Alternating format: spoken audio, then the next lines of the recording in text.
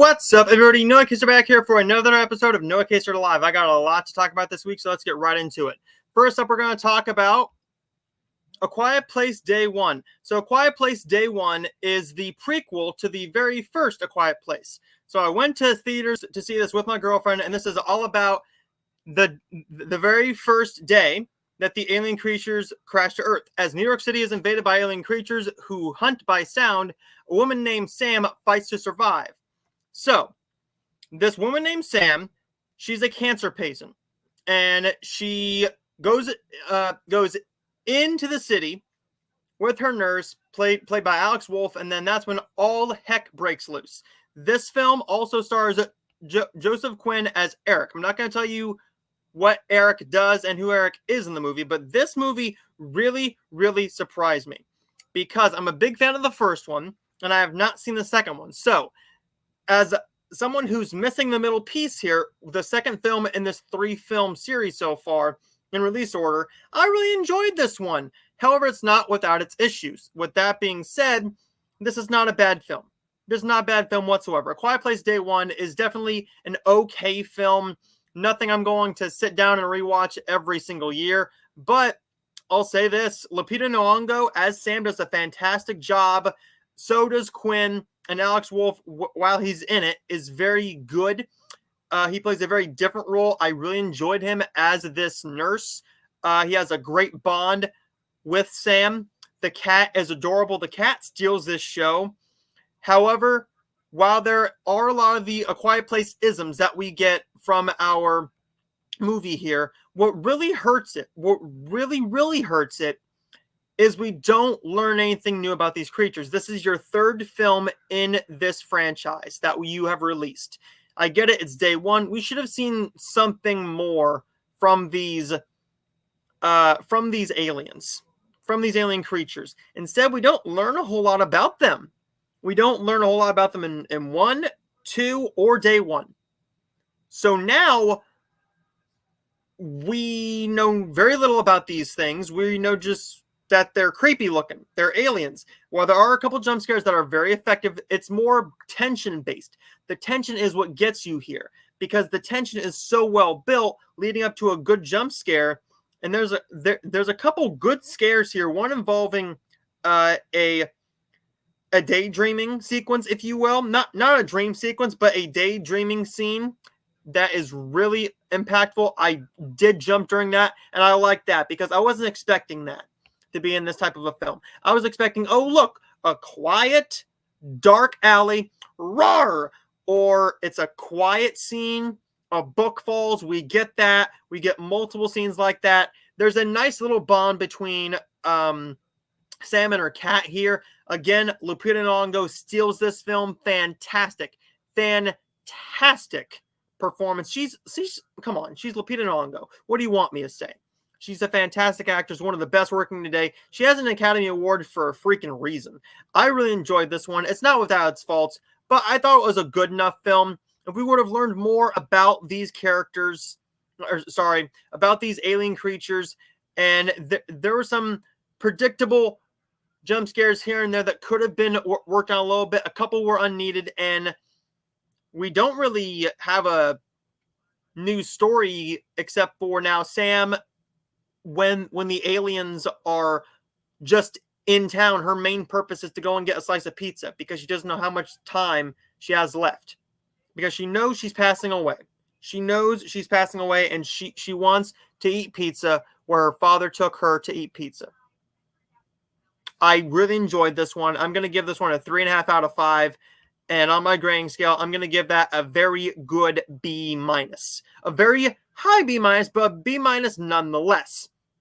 So, next up, the very next day, so yesterday, I went to go and see Despicable Me 4. Now, Despicable Me 4 is a film that has made tons of money so far, and for a very good reason. It's family friendly. This is a children's film. So, Gru and Lucy and their girls, Margot, Edith, and Agnes, welcome a new member to the Gru family, Gru Jr., who is intent on tormenting his dad. Gru faces a new nemesis named Maximum and his femme fatale girlfriend Valentina, and the family is forced to go on the run. This is a entertaining little kids film. However, it's a kids film. Whereas the first one, the second one, and the third one did not feel like kids films. This one is kids centered.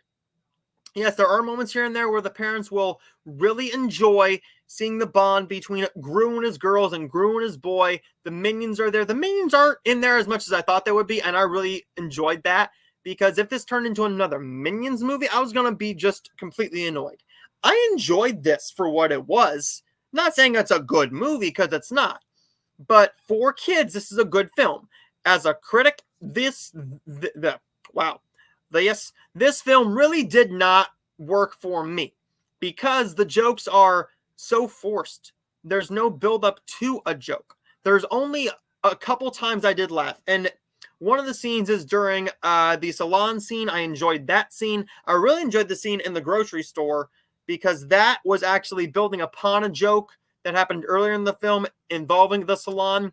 I enjoyed that. A couple of the minion parts did make me laugh, but the story is not all that interesting. We don't get a whole lot of the villain. The villain is barely used, and he's not a great villain. He's probably the weakest villain of the entire series so far, including the Minions movies. We don't know a whole lot about him. His reasoning for doing this is very bland and almost nothing. Is basically holding a grudge from years ago, and I didn't like that. There's some great cinematography in here, beautiful animation. The minions are cute. The minions are there to do what they're supposed to do. Not saying I love this movie, but it just didn't work for me as a family comedy.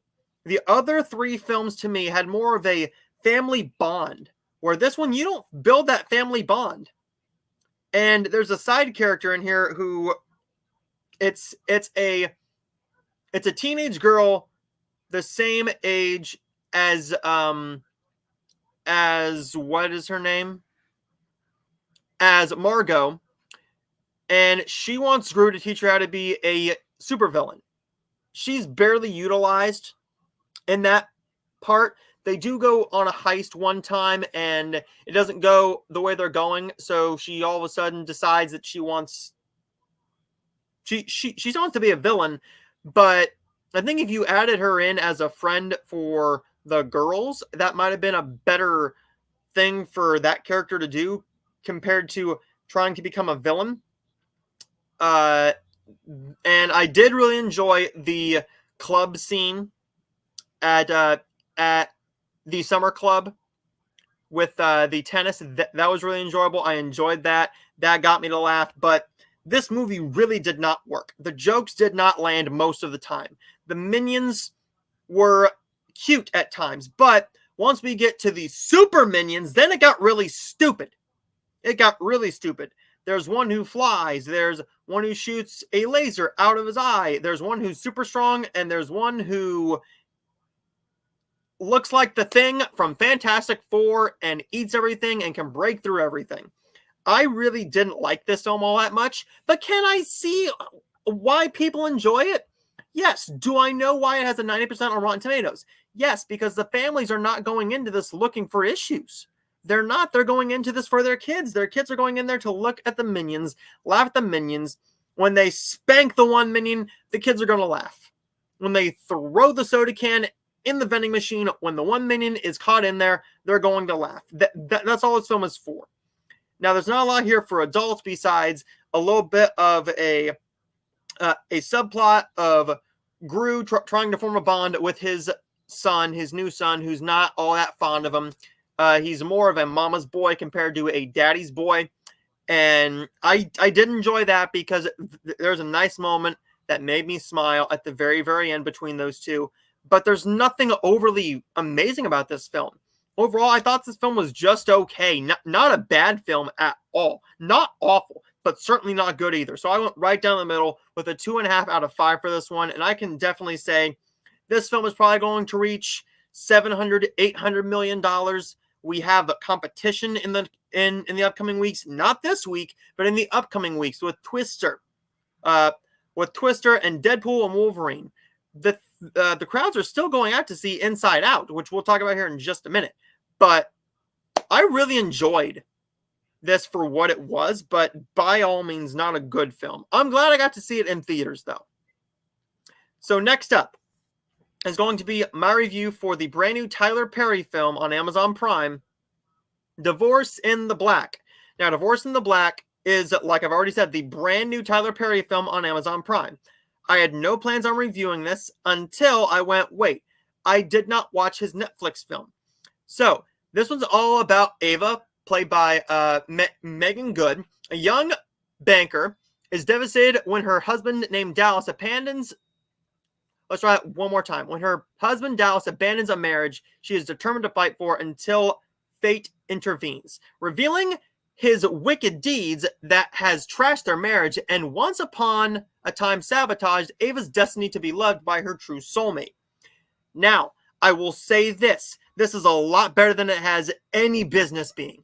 Okay? This is a lot better than it has any business being. There's no way that this film should have been this entertaining. So, Tyler Perry does deliver a good story with fantastic performances. I will say that this movie is listed at 2 hours and 23 minutes on Rotten Tomatoes and on Letterboxd. But in actuality, it's only 2 hours and 1 minute. However, the movie is 15 minutes too long and has a subplot involving the ex-husband's best friend having an affair from years ago that is brought up in a scene at his best friend's house party when his ex-wife, by that time his ex-wife Ava is there with her new love interest.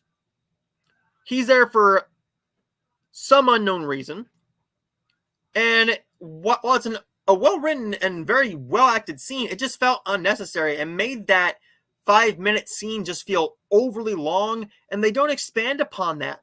Because after the fact, his best friend and his wife, who is Ava's best friend, have a little bit of a discussion about it. Like, hey, are we good? We talked about this. I told you when I did it, and you forgave me. And she says, I just can't say we're good. That's all we get of it. We don't get any more discussion about it. So, we could have had that scene expanded upon throughout the film and made it be like, hey, if you don't help me with Ava, I can tell your wife about this secret. The issue is she already knows, but he doesn't want to start that trouble again. Whatever. The ending is very, very quick, and when it does show our lead woman as a strong female lead, it's just a little too quick with very little real fight. We don't get our new love interest coming in to fight the ex-husband as we do in usual films like this, which felt refreshing and new. However, it didn't give us enough action to really care about this scene. While you do care about Ava as a character because you feel bad for her, you hear what she's been through. You see how it's affected her mom and her dad and her friendship and everything. You feel bad for her. The ending scene, the very ending scene involving a hospital, when they're in a hospital, could have been completely cut out or rewritten because it teases the possibility of a sequel. And there's not enough story here. Unless they do like a family versus family revenge film. A subplot that isn't resolved or necessary for the film. With the ex-wife, but also the ending could have been cut out. There's also a sex scene in this film, and while the characters do have very good chemistry, the scene felt too short, while other scenes could have been cut by a few seconds or entirely. These performances really elevate this screenplay, particularly Megan Good. Megan Good delivers the best performance in this entire film, and they give their all to these performances, but Megan especially. But again, the story becomes too long. By about the last 30-minute mark, the movie really starts to hurt itself. And if we tighten that up a little bit and stopped going the obsessive boyfriend lifetime movie route, it would have been fine. It would have been fine. However, Tyler Perry with this screenplay really overexpanded it. I mean, he expanded this to a 2-hour film that did not need to be 2 hours at all. This easily could have been a good hour 40, hour 45. I think back to something like an Acrimony, which I think was only an hour and 40 minutes. Perfect runtime, still enjoyable. But overall, I'm not saying that this is a bad film. I enjoyed this for what it was. I think it's a good, solid little movie. Not a bad film at all, but one that I'm not going to recommend unless you are a Tyler Perry fan, or if you're in for just a fun time with your friends and have a few drinks. This is the type of film you need to do that with. If you're looking for a film like that, go for it. But if you're actually a fan of the Tyler Perry dramas, like an Acrimony or his Netflix one that just came out this year that I haven't seen, but I will be watching probably this weekend or next week because I'm interested now. I think it's a good little film, and I was very surprised at how much I enjoyed this overall. Not a great film, but definitely a good little film here. And I'm going to give this one a 3 out of 5. On my grading scale, I'm going to give this a C. I think it's good. I think it's a good film, not great, right down the middle. I think I had a better time with this than I did with Despicable Me 4. So there is that. And before we go into the next topic, I will be going into the comments, and we have Sav. Hello, Sav. Welcome. It's so great to have you in here, man. I know it's late over there in the UK, and I thank you for staying with me. Drink break.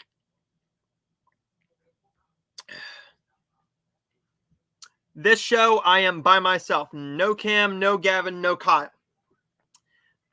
So next up is going to be my review of the brand new mystery thriller film that I rented today, which I got to give a shout out to Spooky Astronauts who let me know about this film in her What's Coming Out in the Horror video. She puts that out about the first every single month about what is coming out. What is coming out in the horror world, whether it's a movie, in theaters, on streaming, or a TV show. And that was the brand new Peyton List film, The Inheritance. The Inheritance is a film that I was very interested in because of the plot and, of course, Peyton List. So let's get into this one. Because this is not what I thought it was.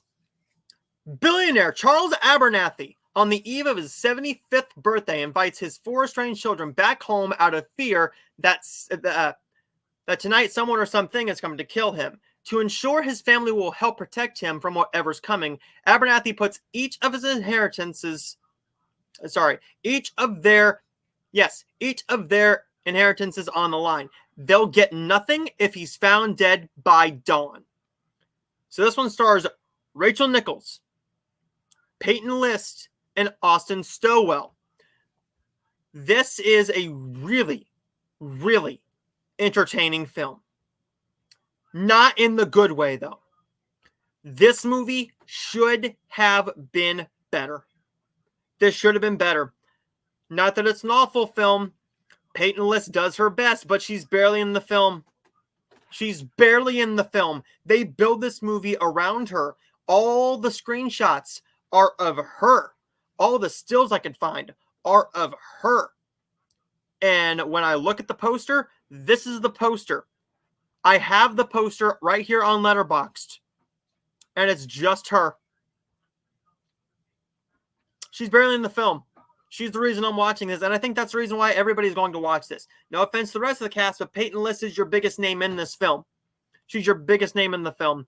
The Inheritance is not a bad little film. It does have some good blood, some good atmosphere, beautiful cinematography, a nice set design, decent acting between our characters, especially from Peyton List when she's in it.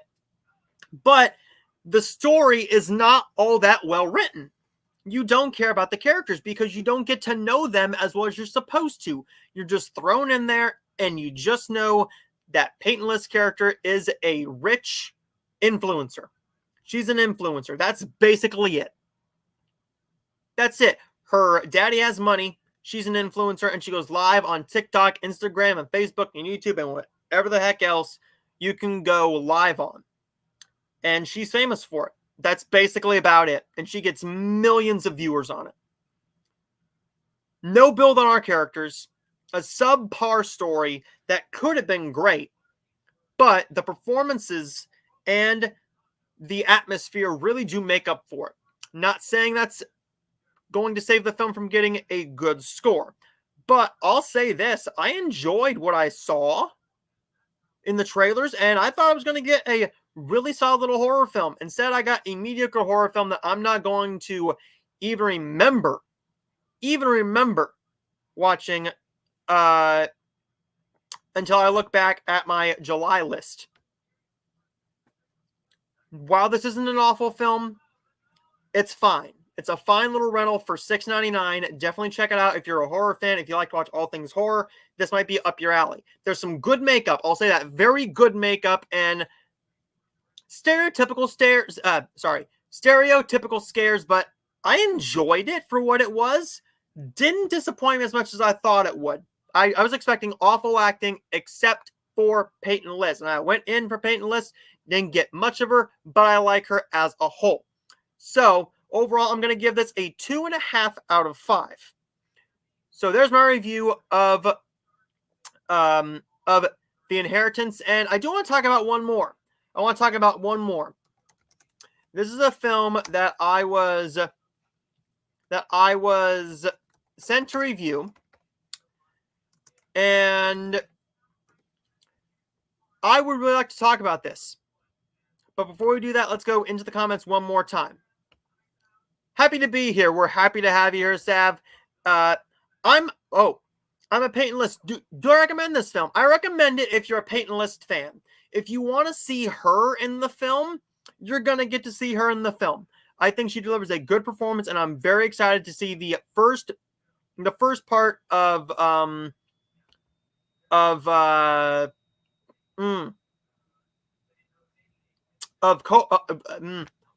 my mind's blanking.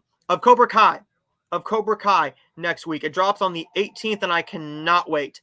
So, in all actuality, I'm going to say I recommend this if you're a Peyton List fan, but don't rush out to theaters to see it if it's playing in theaters, because I don't know what the ticket prices are in the UK. I really don't know.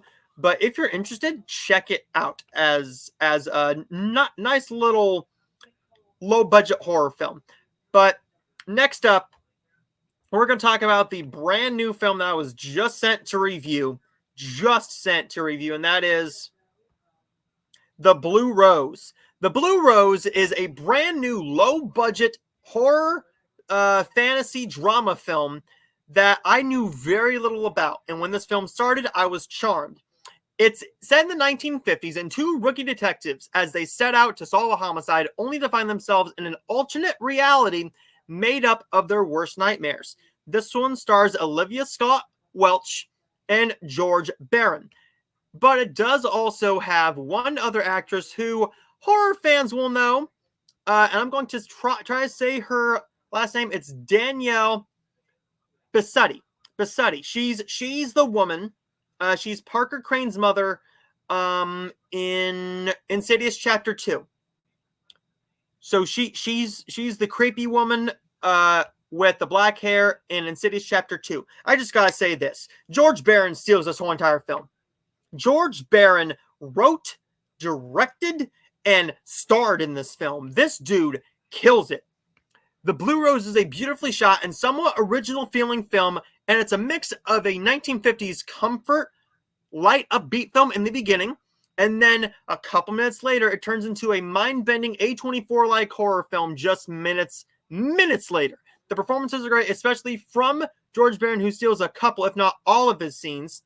And the set design is gorgeous with great lighting in some scenes. My main issue is that it doesn't always explain where we're at in the movie, whether it's an alternate reality scene or whether it's actually happening. So, while not a great movie, it exceeded exactly what I thought it was going to be and what I thought it could be. If you're a fan of these lower budget horror films, and I'm not saying it's lower budget as a downgrade, this is a really, really good film. It's well acted. The script is very well written. I just think it could have been rewritten a little bit to explain where we are instead of having you guess, because it gets to be a bit confusing at points. I enjoyed this film as a whole, and it's probably one of my biggest surprises of the entire year. Definitely check out The Blue Rose. It's available in limited theaters right now, and you can rent it right now on VOD for $3.99 or $4.99 on Fandango at home, or as I still call it, Voodoo. Check it out, and I'm going to give The Blue Rose 4 out of 5 stars.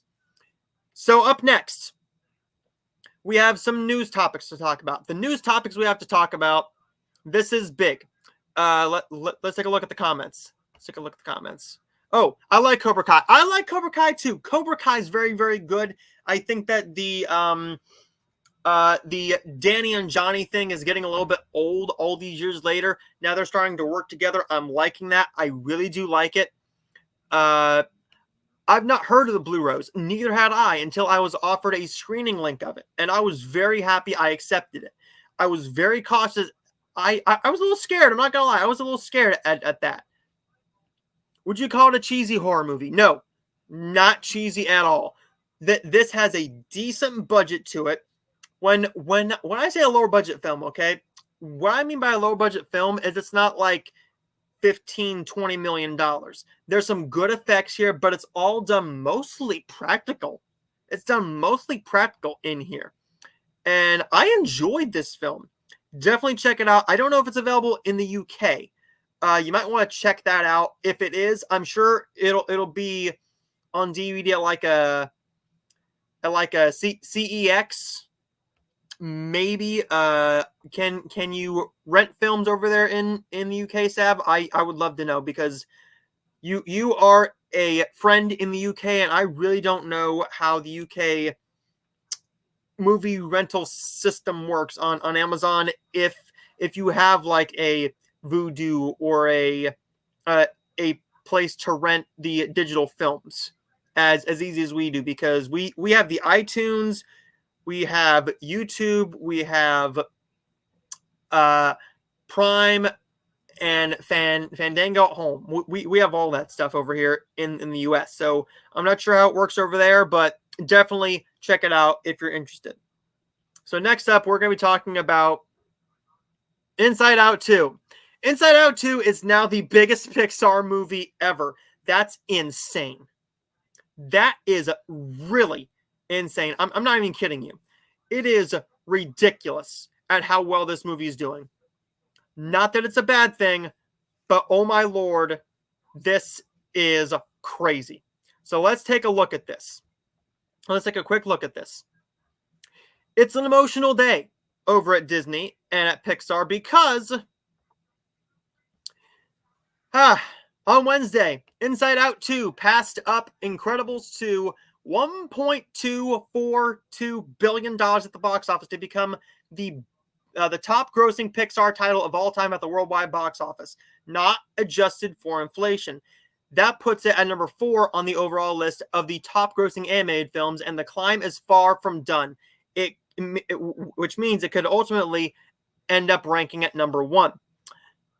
Inside Out 2 finished Tuesday with $1.251 billion in global ticket sales, including $443.5 million in North America, where it's already the third biggest animated pick of all time, and and $708 million internationally. Among all films, it has already surpassed Christopher Nolan's The Dark Knight to rank number 17 on the list of the top grossing movies of all time domestically. Back on the all-time animation list, the movie is within a day of overtaking Walt Disney's Frozen at $1.274 billion, and it is also virtually assured to be jumping Illumination's the Super Mario Bros. Movie at $1.361 billion. Whether it can overtake Frozen 2 is the biggest question mark, and many believe it can. So, I want to read this a little bit more. Inside Out 2 has yet to open in Japan, where the forecast is sunny. In South Korea, it has already earned nearly $50 million, a staggering sum that some Disney believe bodes well for Japan. Throughout Asia, Europe, and North America, the film is being fueled not only by families, but also by teenagers and young adults who grew up watching the first Inside Out, released in 2015, and the sequel is doing historic business across Latin America. This movie is big. This is big. This movie, I don't know how big it can go, guys. I really don't know. They're saying it can reach Mario Bros.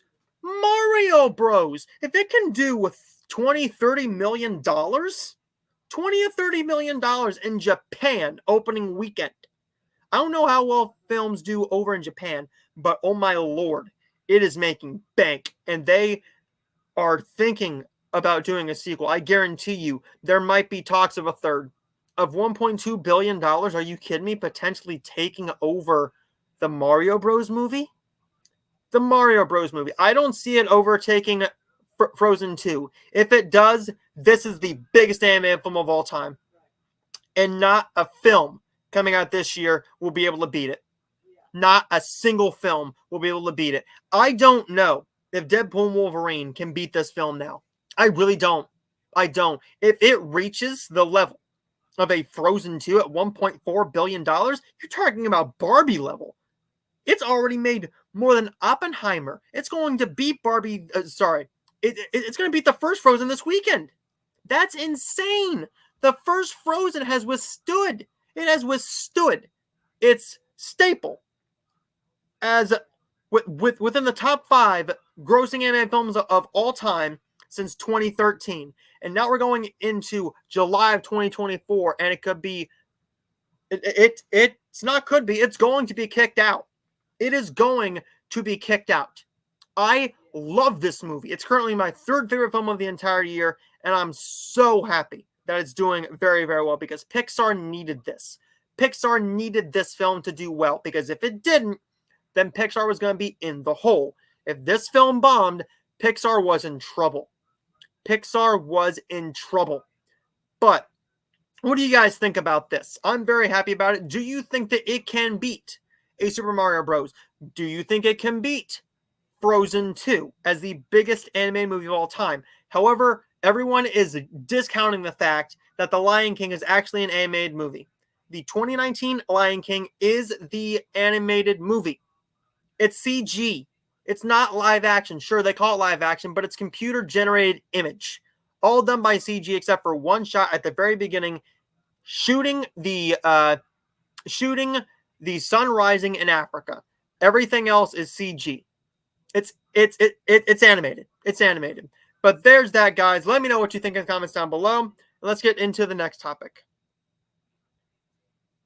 But first, we're going to look at the comments. Yeah, we can rent movies in the UK. We have Amazon Prime, some other streaming services we can rent movies on. That's great. So check it out if it's available to rent right now, because I think you're going to enjoy it. If you're a horror fan, check it out. Peyton List is very good in it.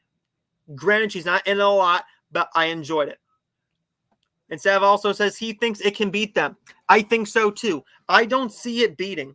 I really do not see it beating the Lion King. I don't think it has enough steam left in it to reach 1.6 billion. So let me take a quick look at the box office here. Let me take a look at the box office of what the Lion King did, because the Lion King 2019 is, I know it's at 1.6, but I'm not sure of the actual number. So right now it's at, I love when the internet. Okay, here we go. Okay. 1.64 billion. 1.64 billion. Okay. So 1.646 billion. That is what we're at right now. What is Inside Out 2 at? Inside Out 2 right now is at 1.271 billion. So it's going to beat Frozen probably by the end of today. probably by the end of today, it's already marking its territory. It's taking a P and it's marking its territory as the leading film in Pixar and in Disney. And right now, this is the biggest film of the entire year. Hands down, the biggest film of the entire year. How long will it last? I'm not sure, but I'm very excited. So next up, we will be talking about the Captain America 4 trailer. So the Captain America 4 trailer just dropped today, and we will be watching that here in just a second. I will say this. I've not been ecstatic about this trailer. I've been excited about it because it's Captain America. I enjoyed The Falcon and the Winter Soldier. I did. I don't really think I enjoyed it as much as other people did. Or maybe I enjoyed it more than others did because I really got a kick out of that show. I didn't enjoy the last episode or two, and I really thought they pushed the boundaries of the TV-14 limit with the blood and violence, but I really enjoyed it. So let's take a look at this trailer, and we will see how this trailer looks, and I'll get my quick thoughts on it as well. So here we go. Wilson. Thanks for coming in. Well, thank you for the invite, sir. I have to admit, I'm still getting used to the new look. They said lose the mustache or lose the election. You and I haven't always agreed in the past, but I want to make another run at making Captain America an official military position. And if we disagree on how to manage this situation, then what happens? Work with me, Sam. We'll show the world a better way forward.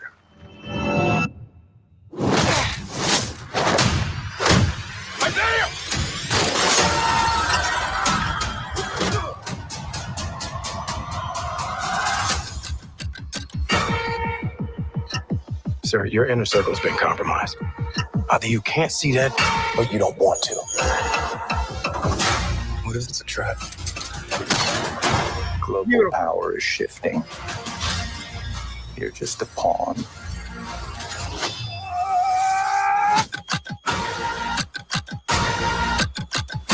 You may be Captain America, but you're not Steve Rogers.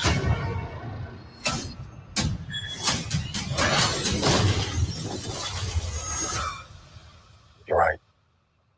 I'm not.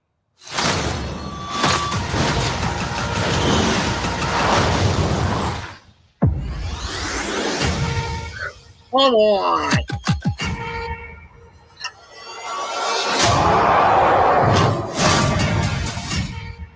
Red Hulk. Red Hulk, everybody.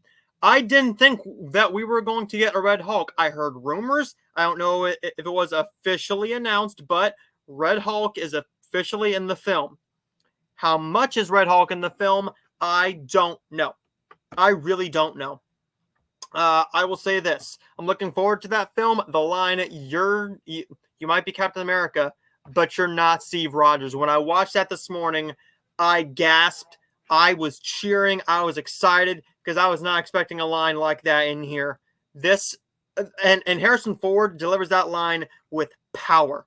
He delivers that line with power. Harrison Ford is great in this. I cannot wait to see this. I'm super excited for this film. Can it be a disappointment? Yes, and it's only a teaser trailer. It's not an official first trailer. So what this teaser is supposed to do is raise your excitement level for what the movie can be. Now, it's the official teaser. We will probably get the first trailer maybe here in a month or two. I'm going to guess maybe we'll get it, I want to say, in front of Joker.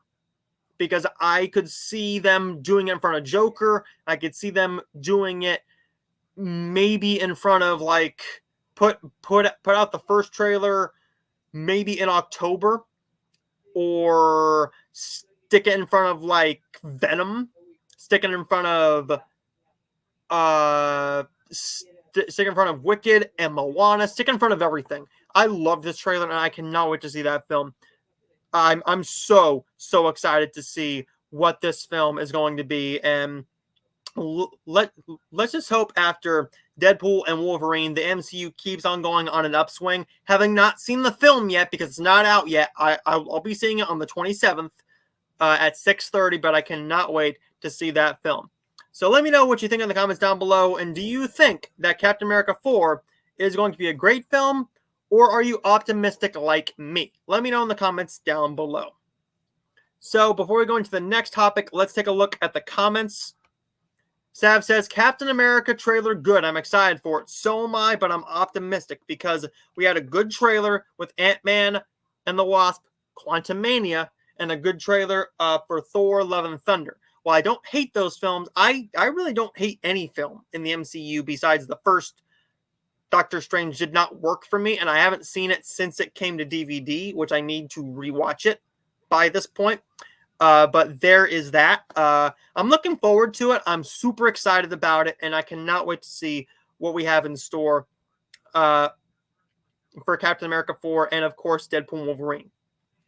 This is going to be the next big topic because there's a film opening this weekend, and it's already in theaters this weekend. My good buddy Gavin Cross, who I just had on Tuesday, he has his review up for it, and I've watched a couple other reviews for it. And that's the brand new film, Longlegs. Longlegs is scheduled to have a big, huge opening weekend. Huge opening weekend. So let's take a quick look at this. First, this film was not supposed to make a lot of $1 million.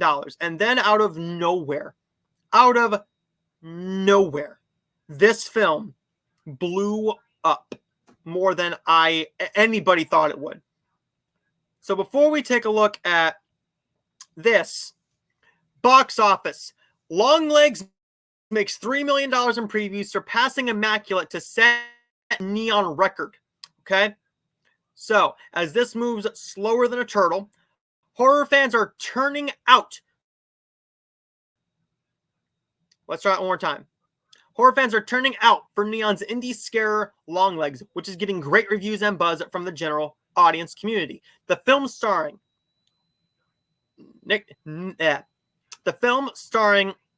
Nicolas Cage as a terrifying serial killer and Scream Queen Micah Monroe as a federal agent, an FBI agent, made $3 million in the Thursday previews at the box office. Director Osgood Perkins' film sets the new record for the highest preview haul for Neon. And Longlegs is on track to have the biggest opening weekend for the indie distributor. The previous record holder was Sydney Sweeney's nun horror movie Immaculate from earlier this year. Immaculate opened with $5.3 million after a Thursday preview gross of less than $1 million. Longlegs was originally on track for an opening as high as the single digits, but now estimates are putting it as high as $20 to $23 million.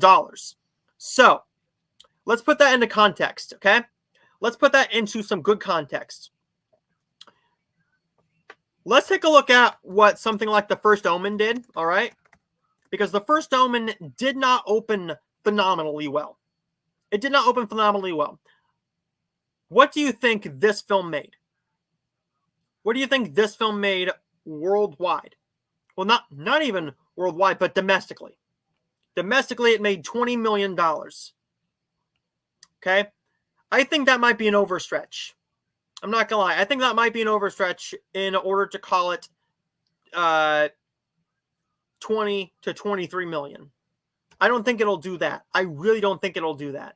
I think that it could do what I'm going to show you next. But if it does this, you want to talk about a hit? Neon's in the win column, folks. Immaculate was a fantastic film. Fantastic film. Having not seen The First Omen, I know they came out around the same time. I believe like a couple weeks after each other. That's insane. That is insane. That this is going, that this has the possibility to open to 20 or 30 million. What I think it's going to open at is actually going to be this. I think that it has the best opportunity of opening at what Deadline thinks. Predictions suggest the film will make between 9 and 10 million during Friday showings. I thought that was going to be it. That was this is my prediction. But now at $3 million in previews, I'm going to count myself as wrong. I'm man enough to say when I am wrong. I am completely man enough to say when I am wrong. So let's take a look at the box office projections for this week, okay? Because this is actually huge. This is legit huge. Let me find this here before we go anymore. Here we go. So, here's how crazy it is, all right? There's another big film called Fly Me to the Moon from Apple. That is scheduled to open between 10 million and 13 million. So, Longlegs may even beat this weekend's other new big theatrical release, Apple's Fly Me to the Moon, which made 875,000 in previews. The film, which is being distributed by Sony, stars Channing Tatum and Scarlett Johansson and rom-com set against the 1960 space race, is expected to open around $12 million, a solid number for a original summer movie aimed at adults, but it did come at a $100 million price tag. However, Apple has not had the best luck as it is concerned with box office grosses, but they're not concerned about box office right now. They're Apple. They can buy multiple companies, okay? They can buy multiple companies hand over fist and still have money. So they're not worried about that. What's really interesting is that it could beat that. It could beat it. That's insane. It's not going to open to number 1 or anything. Not by any means. I think that this could potentially beat Inside Out 2 and open at number 2. Right now, it does look like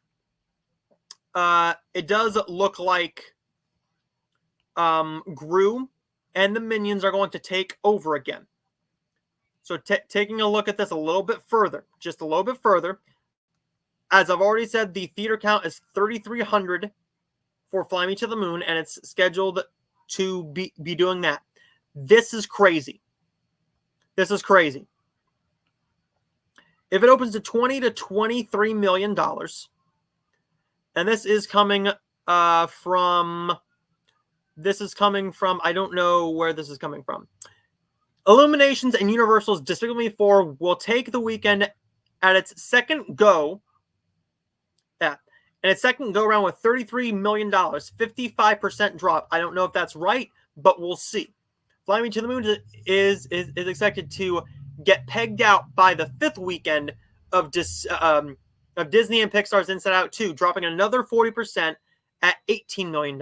If this does it, if this makes 20 to 25 million, it's going to kick out Inside Out 2. It's going to kick out Inside Out 2 for the number 2 spot. Nobody gave a crap about this film until just about a couple weeks ago. Reactions came out. Everybody was saying it was the scariest movie they have ever seen. It's the scariest movie of the year. People were saying these legit, awesome, gruesome, scary things. It's not a movie for me, but this is big for box office and big for horror and big for horror fans in general, because the horror fans ate good last year. They ate really good last year and in 2020, 2021. Now, yeah, this is going to make bank. This has already turned a profit. I believe it's probably already going to turn a profit this weekend, which is insane. But what do you think? Let me know in the comments down below. Do you think that Longlegs is going to make $20 million? Do you think it's going to already beat? Do you think it's going to beat the First Omen's domestic run? Its overall domestic run at $20 million. $20 million opening weekend. On its opening weekend. That's insane. But let me know in the comments down below what you think, and we can talk about the box office up next. So let me know what you think down below in the comments. So now we go into our last couple of topics, and then we got to end this show. Box office results for this week. We've already looked at them, but we're going to take a look at them again because I like doing this on every single show, as well as what's releasing this week and the Netflix Top 10 because it always changes. So take a look at the box office for this weekend. For this past weekend again, we have Despicable Me 4 opening at $75 million.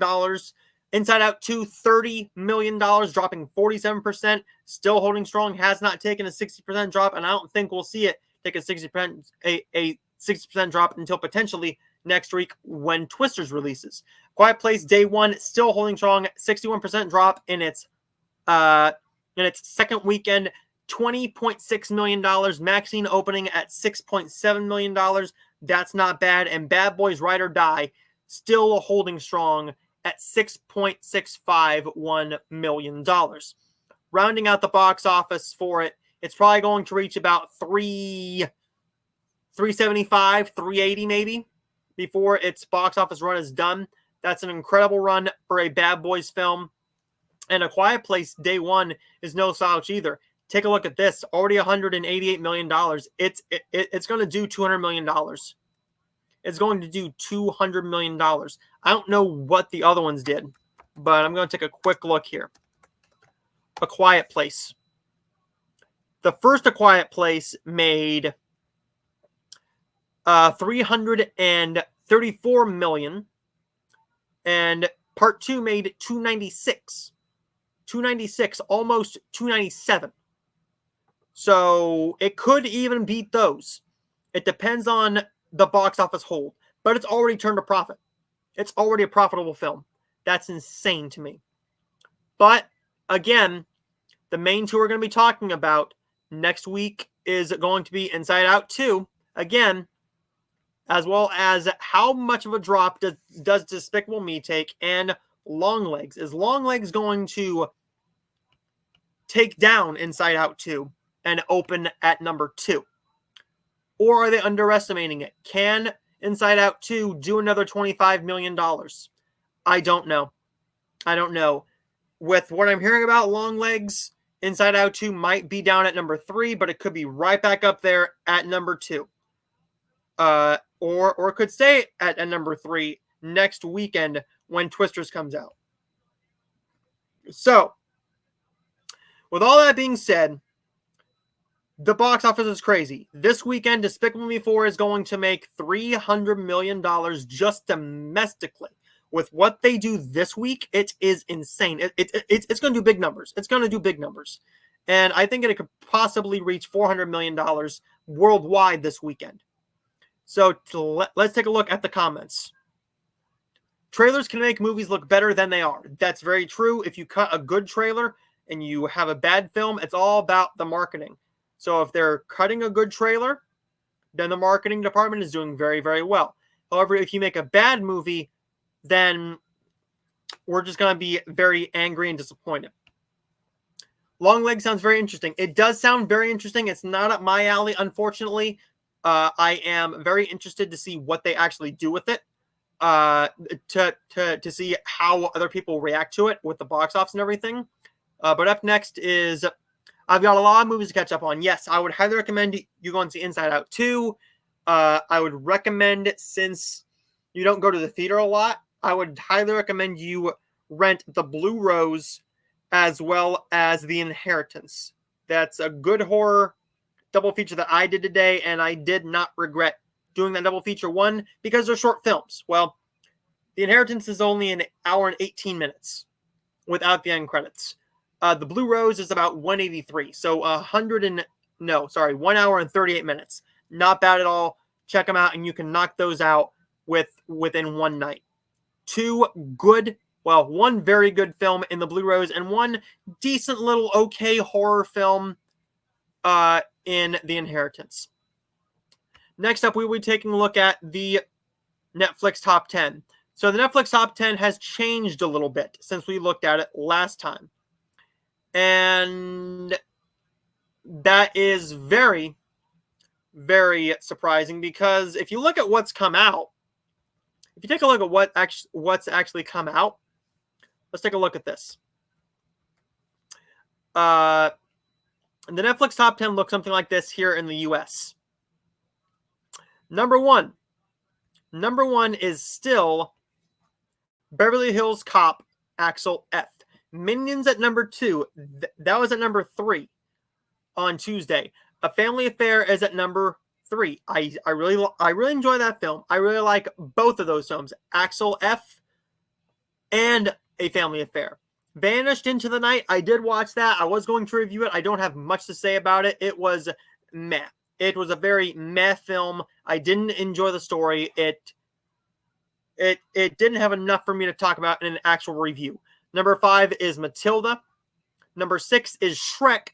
The Little Rascals at number 7. Cloudy with a Chance of Meatballs at number 8. The Blind Side at number 9. And the Super Mario Bros. Movie at number 10. It is still hanging in there, folks. It is still hanging in there. So let's take a look at the Netflix top 10 in series. Receiver at number 1.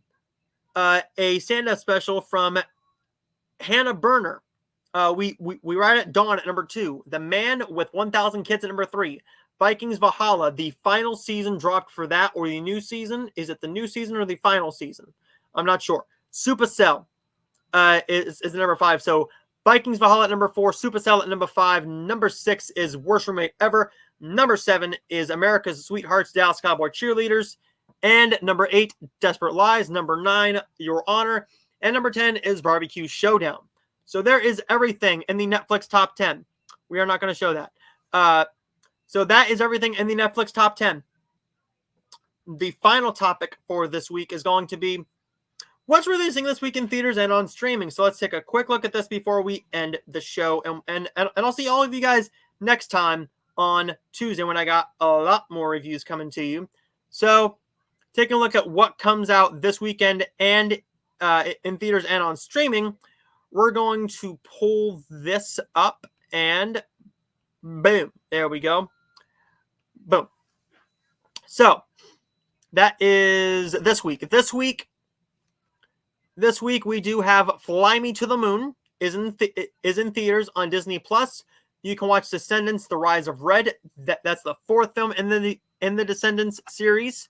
The Convert is in limited theaters and on VOD. As is Sorry Not Sorry. Dandelion is in theaters. I'm not sure what that is. That's probably a independent film. Project Silence. I've heard that's pretty good. Sorry. I'm looking at another film as I'm speaking, so I'm not thinking while I'm speaking. Project Silence. I think that's going to be a good little film. If it's cheap enough, I might rent that at some point if I like the trailer. Swan Song is in theaters and on VOD, as is Exposure and The Inheritance, which I just watched, as I did The Blue Rose. I will be potentially watching Blame.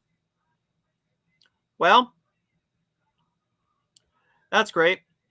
I will be potentially watching Blame the Game on Netflix this week. Let me pull that back up because it just went bluey. And there we go. There we go. So The Blue Rose and Blame the Game are also up there, as is The Last Country is still up there. Here we go. I will pull that up one more time for you guys. And boom. The Last Country. Or sorry. Okay. It is not gonna let me. It's not gonna let me do it. Sorry. But I will just tell you. Then I will just tell you what is coming out to make it easier so I can still do that.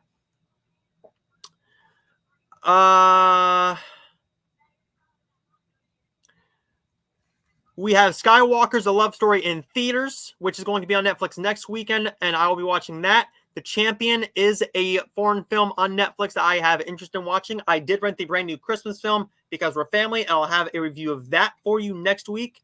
If is on Paramount Plus. If you have not seen If in theaters or on VOD, check it out. Twisters comes out in theaters next Friday.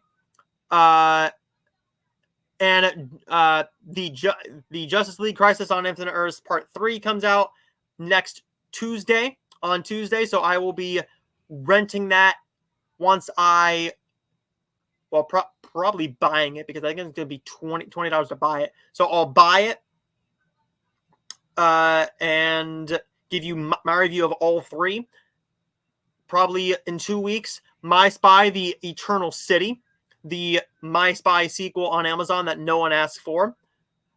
And to end things off, we will also talk about Find Me Falling, the brand new Netflix rom-com coming out on the 19th. And to close things off, Abigail is going to be on Peacock on July 19th. So there is everything, guys. Stay tuned, because I got a lot more coming for you next week. And there's no Hallmark film this week, but that's okay. That's okay. There is a Hallmark film next week, and that is A Very Vermont Christmas. So I will have a review for you, not this Tuesday, but the next Tuesday. So before we go, let's take a look at the comments.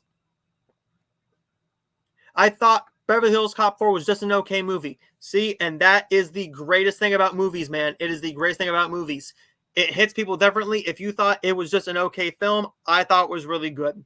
I gave it a 3.5 out of 5. It's probably my second favorite of the 4 out of the 4 film series. One of my next live stream. My next live stream is actually going to be on next Tuesday. So this Tuesday on the 16th, I will be doing another episode of Noah Kaser Live. So stay tuned for that, and I'll be going live probably about 7 or 8 o'clock my time. So for you, it would probably be about 2 to 3 a.m. in the UK, Sav. I picked up 10 DVDs from my local charity shop for 10p each. That's about 13 cents US. That's a steal, man. I'm so proud of you. Gotta get that good deals, man. Gotta get that good deals. Gotta get those good deals, man. And bye-bye, Sav. Thank you. Bye-bye. You're awesome. No, you are awesome for joining me, because without you, I wouldn't have anybody to talk about the movies with and talk with in the comments. So thank you guys for watching this video. Like and subscribe if you're new, and I will see all of you guys next time for another episode of Noah Kaser Live. I will see all of you guys next time. So where did you go when the fire is low?